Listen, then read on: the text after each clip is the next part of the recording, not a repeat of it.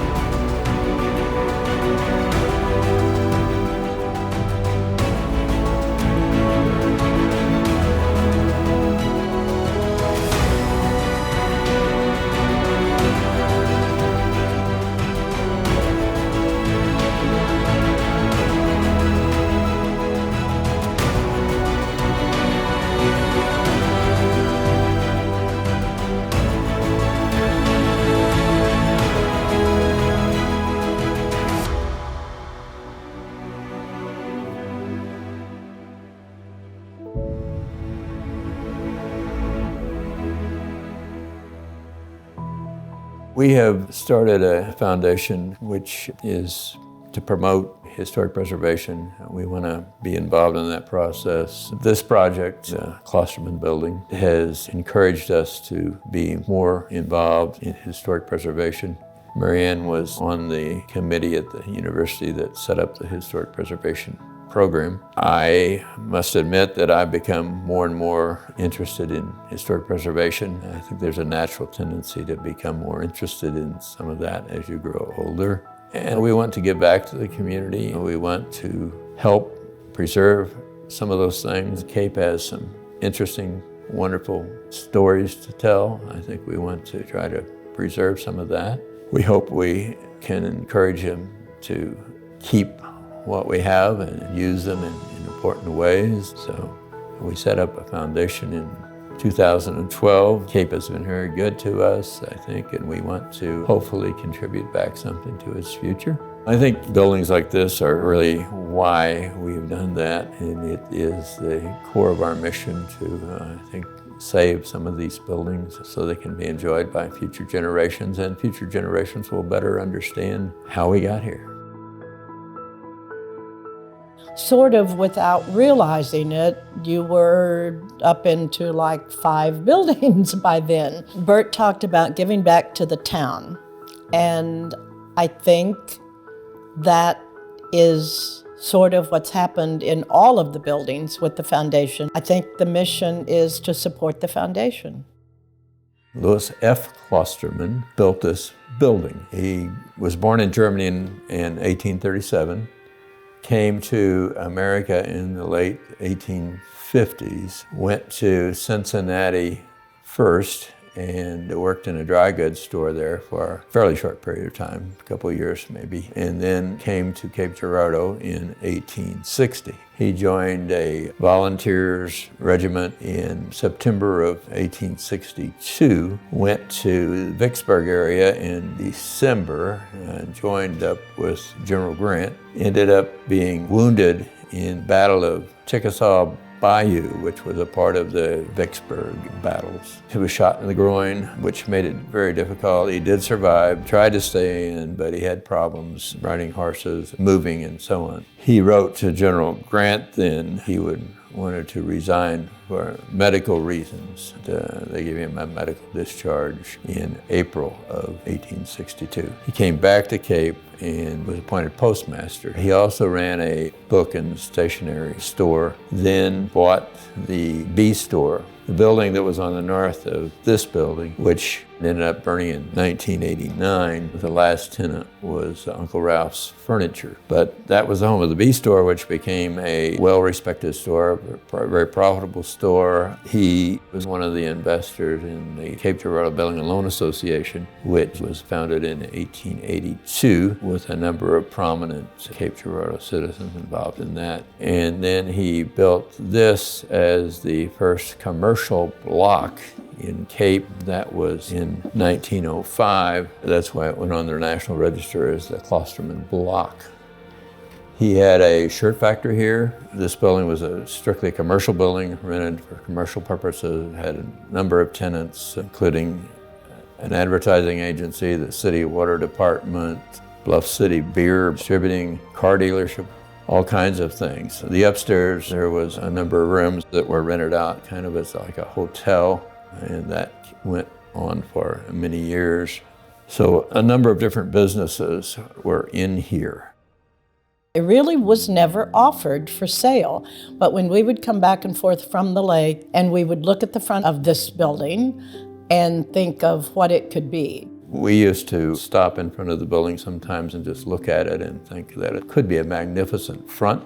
We thought of, well, it could be some neat apartments. It was like 5 sections in the front of the building and all seemed to be equal. It had garage doors all across the front and garage doors in the back, and it had no roof, no plumbing, no wiring, no anything, but a beautiful front, a Mesker Brothers metal front that we didn't know anything about yet because we had not studied Mesker. Campbell Mattress owned the building. I don't know exactly what years they used it as a warehouse, but they sort of had abandoned the building, weren't using it. The one thing they had done, which later proved to be a problem, was to build up the floors throughout the building on the lower level at truck bed height. So you couldn't open a front door or anything. The only way you could get in it was in the back door and so on. We were working with Randy Powders to begin to make custom furniture for clients. We needed a building to fabricate things. We knew that Norm Wood owned the building but didn't want to sell it. So we talked to Norm Wood, and I said, well, what about that old building downtown? And he said, well, yeah, I might think about selling that. And he shot me a price, and in effect, in my mind, we had bought it. We always thought the building was very interesting. One of the reasons we bought the building originally was we were thinking about making it into a furniture manufacturing place. But you couldn't get through it to look at it because you couldn't get into it because of the flooring being put 4 feet in the air for them to scoot mattresses through the whole building. It was $7,800 to take that floor out. So Bert looked at it, and the guy named Squirrel that worked for Norm Wood helped Bert climb up over the 3 steps that were missing in that back stairwell to get up to begin to look at the building. We bought it from Norm Wood in early 1992. We looked at it, and it was in the wintertime, and there was ice frozen on the walls inside in many places and so on. So it had not a good roof at all.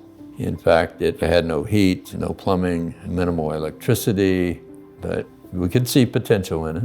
Judy Crow, Hazel Harrison, and Laura St. Ann Keller started that whole process, but it was such a wreck that I was frightened. Several people gave me Jack Lure. Jack Lure was a well-known preservation architect in St. Louis. He's the one that worked with us through the entire project of the building. The building was in such bad shape that we tried to get numerous people to come look at it and advise, and we had one local architect come who just shook his head walking away saying it needed to be condemned. But Jack Lure hung with us all the time. Jack Lure thought there was no problem, it was a wonderful building, and we should just charge full speed ahead. After we bought the building in early '92, we started trying to close up the outside and getting it painted and getting the front metal parts repaired and so on.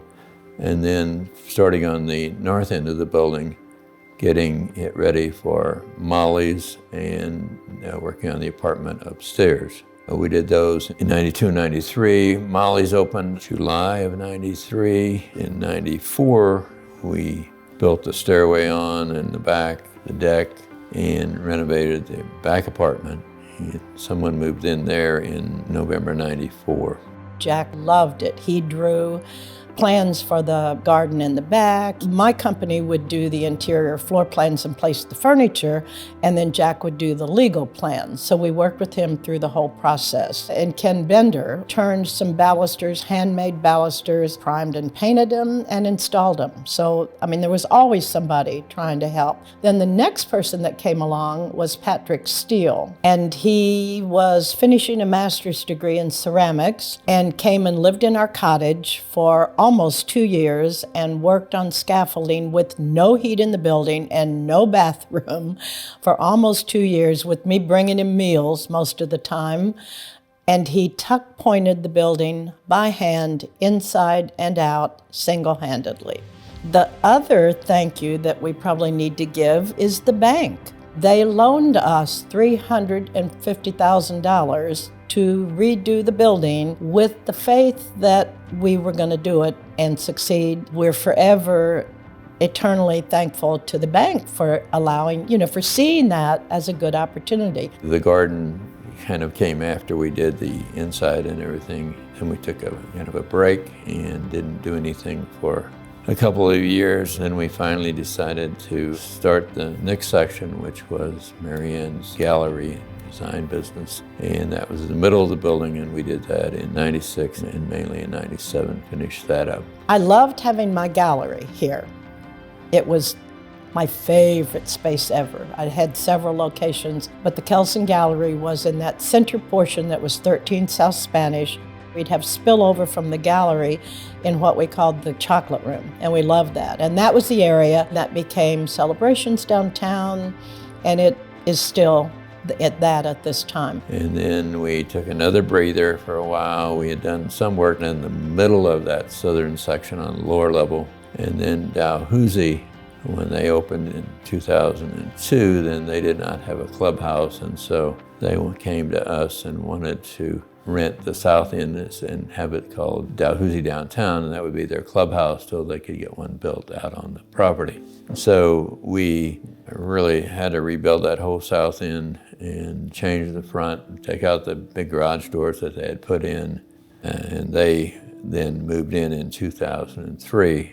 That's when we basically had finished the building, at least at that time. The building front is a pressed zinc metal front and is the only one in town that the entire front is intact.